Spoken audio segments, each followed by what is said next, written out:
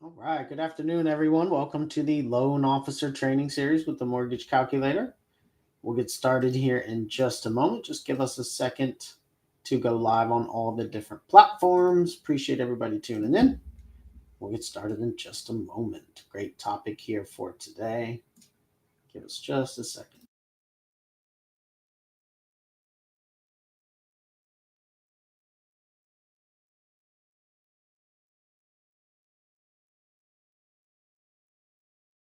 All right. Looks like we are live on all the platforms. So we'll go ahead and get it started.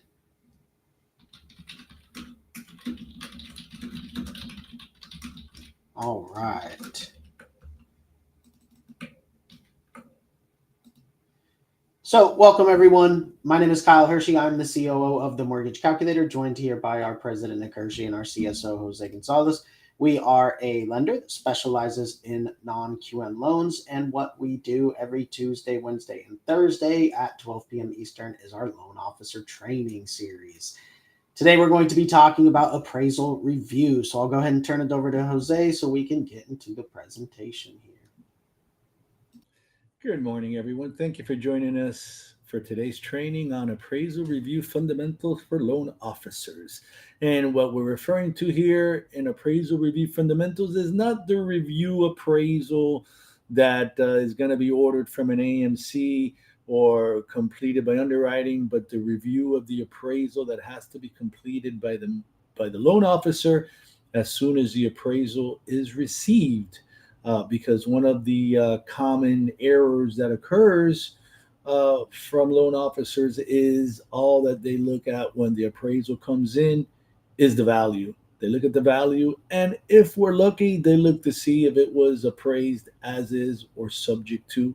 Other than that, usually there's very little review of the report for any other issues or data accuracy, and then that's when we run into issues because rest assured, underwriting will definitely look at the appraisal with a fine tooth comb. And in many cases, the underwriters also have special teams to just review collateral prior to approving the loan. So they will definitely pick the appraisal apart if there are any issues. So it is always best business practices as soon as the appraisal is received to review all of the components. So let's get right into it here on appraisal review fundamentals for loan officers. Now, some basic info here, right? What exactly is an appraisal? Now, this is very important to note because an appraisal is a formal opinion, right? It is an opinion, formal opinion of value based on the appraiser's expertise, market data, logical analysis, and judgment. So as you can see there, it's not an exact science. There is a human element involved when we're talking about opinion and judgment. Appraisers do have to follow the Uniform Standards of Professional Practice, the USPAP guidelines. They also need to provide a true portrayal of the subject property, the neighborhood, really important, and market conditions. And market conditions could include many things like what's going on with the local economy in that area. The appraisal also should provide an accurate and supportable opinion of market value using sound methods and recognized appraisal techniques. That's what the USPAP guidelines uh, guarantee. Now, there are three different approaches for an appraisal. The preferred approach is the sales approach, the one that looks at the comparable sales. Then we also have the income approach, which is best suited for commercial properties. That's where the gross, the income multiplier, and all those kind of things come into play for a commercial appraisal. They're going to probably pay more attention to that than they would to the sales approach. And then you have the cost approach, which factors in the cost of the lot and the materials used to build the property, as well as any depreciation. So, first thing we should do when we do get that appraisal is verify the data accuracy. Now, please note all of these different categories that are on page one of the appraisal. This is all of the subject property information. And this, As you can see there from our MLO in the picture, is what you should review under a magnifying glass, so to speak, right? Basic things, but you would be surprised how many times these different data points have errors. You're talking about owner name, right? Is it the owner of record, the owner on the contract? Borrower name, subject property address, real estate taxes and parcel number, loan number, investor or lender who ordered the appraisal, occupancy, property listing history, sales price, seller concessions, right? Seller contribution uh, to closing costs, for example, neighborhood characteristics, zoning information, highest and best use of the property, general description and design, the all important bedroom, bath, and garage count, property condition, and physical deficiencies to site or structure. So these are the important data points that you need, and they're all on page one. So make sure that you review that all important first page to confirm if there are any errors in this data.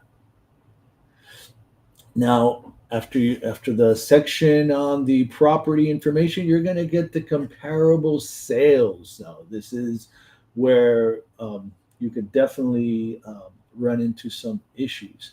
You need to review the comparable sales and ensure that the appraiser has selected the properties that best represent the subject property, right? So that's why it's so important on page one to confirm the accuracy of the data, including the bedroom, bath, and garage count, the lot size, the features and options that the property has, the property condition.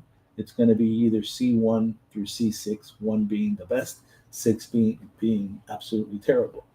You want to review the comps to see if they're similar in age, style, and gross living area as the subject, proximity to the subject, date of sale, right? Are they using recent comps or are their comps old? Then you want to look at gross and net adjustments. Are there any that are missed or overstated?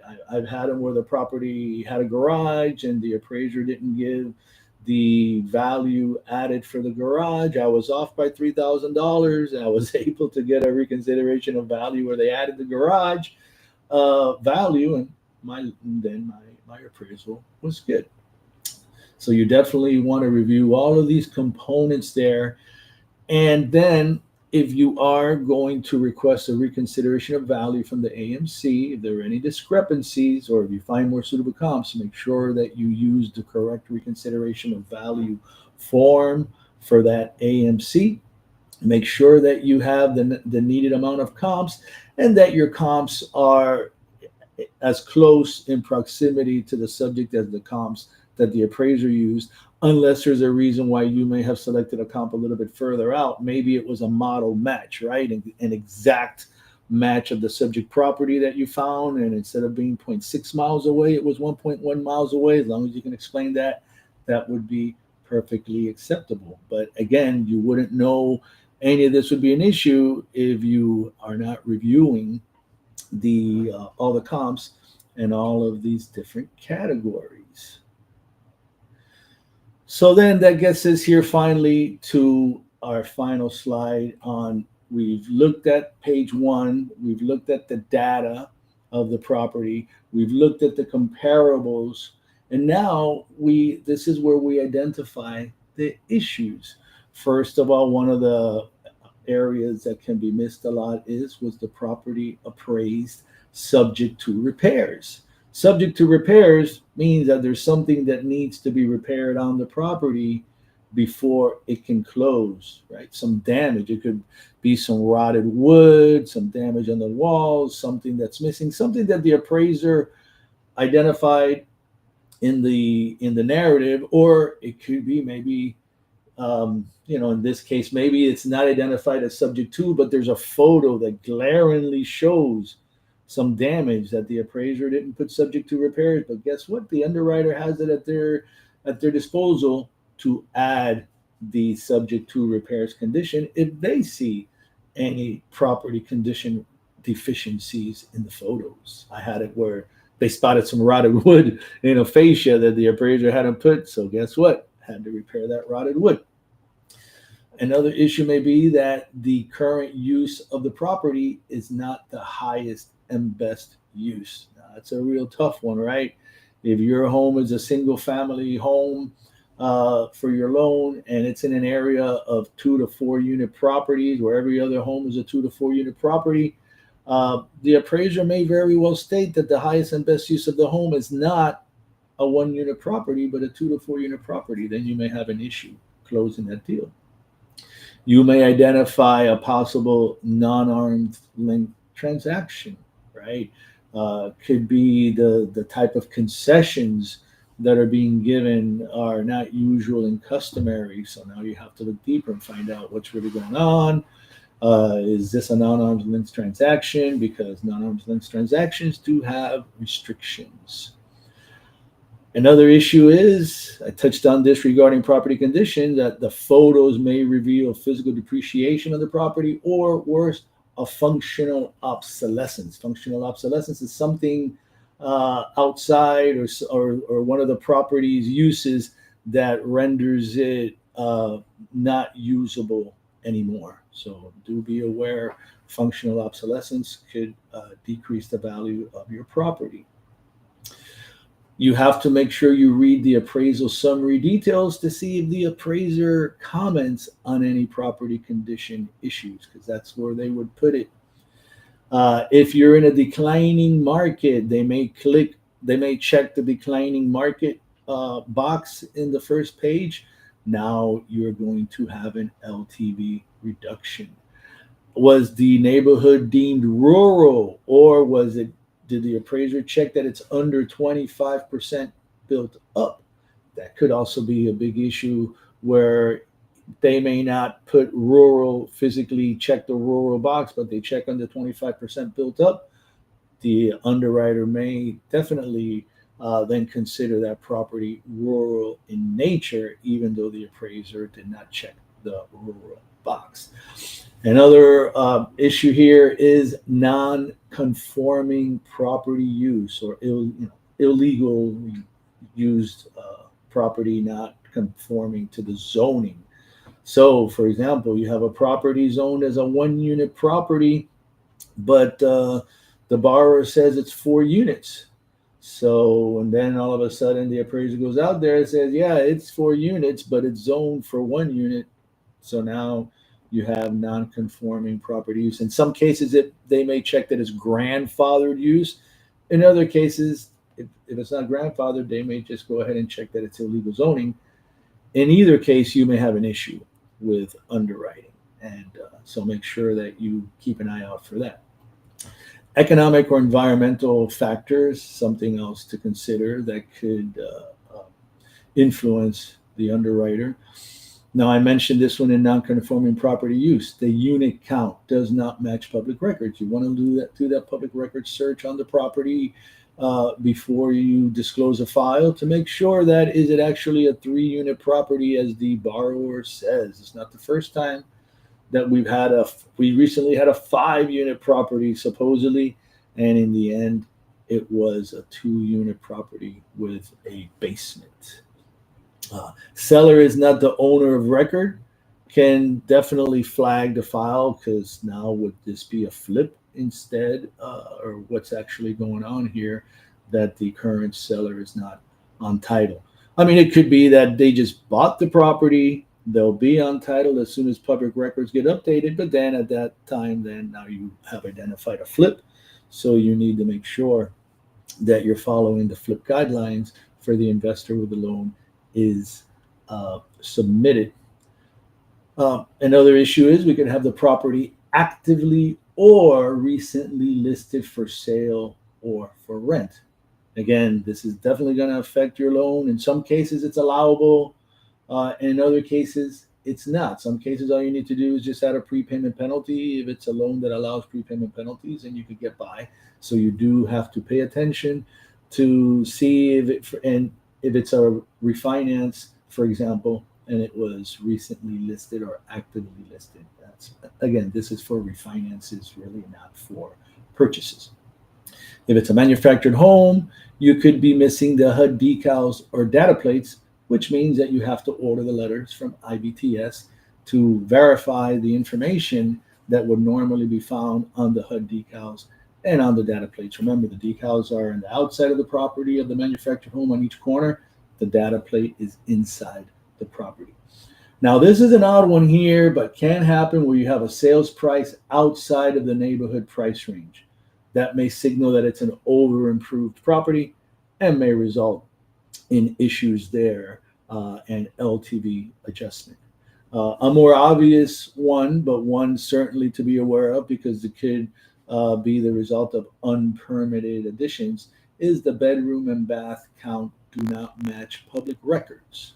So do be on the lookout for that one and see if the borrower has any type of documentation regarding the modifications. So these are all the issues, the main issues for an appraisal.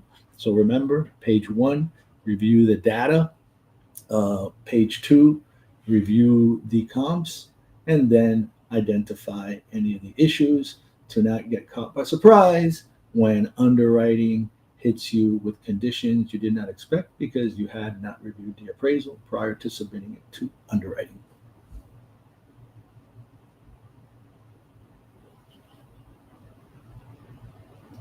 All right. Thank you, Jose.